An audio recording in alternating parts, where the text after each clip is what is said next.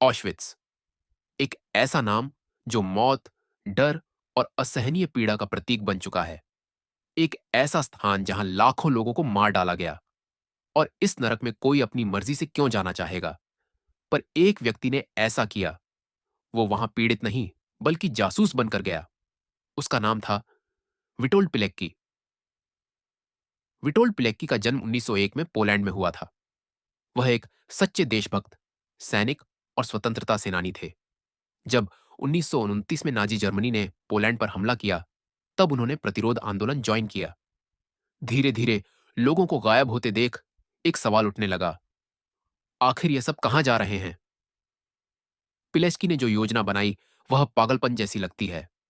उन्होंने खुद को गिरफ्तार करवाकर ऑशविट्ज भेजे जाने का फैसला किया, ताकि वह वहां की सच्चाई जान सकें और दुनिया को बता सकें। सितंबर 1940 में पिलेक्की को वार्सो की सड़कों से नाजियों द्वारा गिरफ्तार किया गया। उन्हें झूठी पहचान के साथ ऑशविट्ज भेजा गया, कैदी नंबर 4059। वहां उन्होंने नरक को अपनी आंखों से देखा, भूख, बीमारी, हत्या, यातनाएं। लेकिन इन सब के बीच उन्होंने गुप्त रूप से एक प्रतिरोध नेटवर्क खड़ा किया।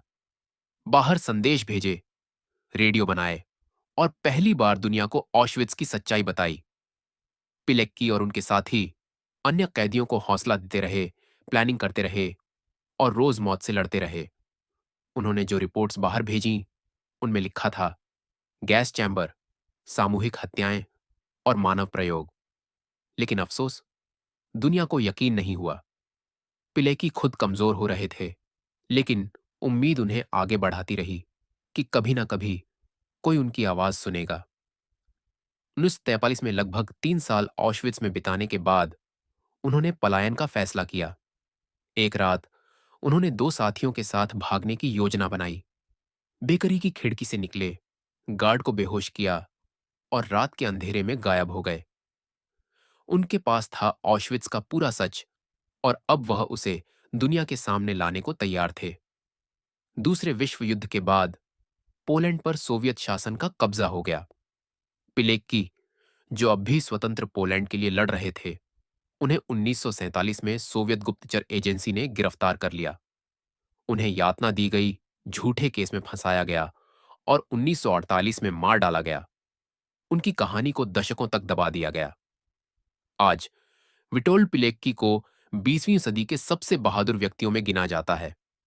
पोलैंड ने उन्हें मरणोपरांत देश का सर्वोच्च सम्मान, order of the white eagle से नवाजा। उन्होंने एक बार कहा था, मैंने अपनी जिंदगी ऐसे जीने की कोशिश की कि अंतिम समय में मुझे डर नहीं, बल्कि संतोष हो। यह थी कहानी विटोल्ड पिलेक्की की, उस आदमी की जिसने ऑशविट्ज जाने के लिए खुद को सौंप दिया। देखने के लिए धन्यवाद। अगर आप ऐसे ही और चौंकाने वाले लेकिन सच्चे इतिहास की कहानियां देखना चाहते हैं तो शैडो वॉल्ट को सब्सक्राइब करें। अगली बार फिर मिलेंगे एक और रहस्य के साथ।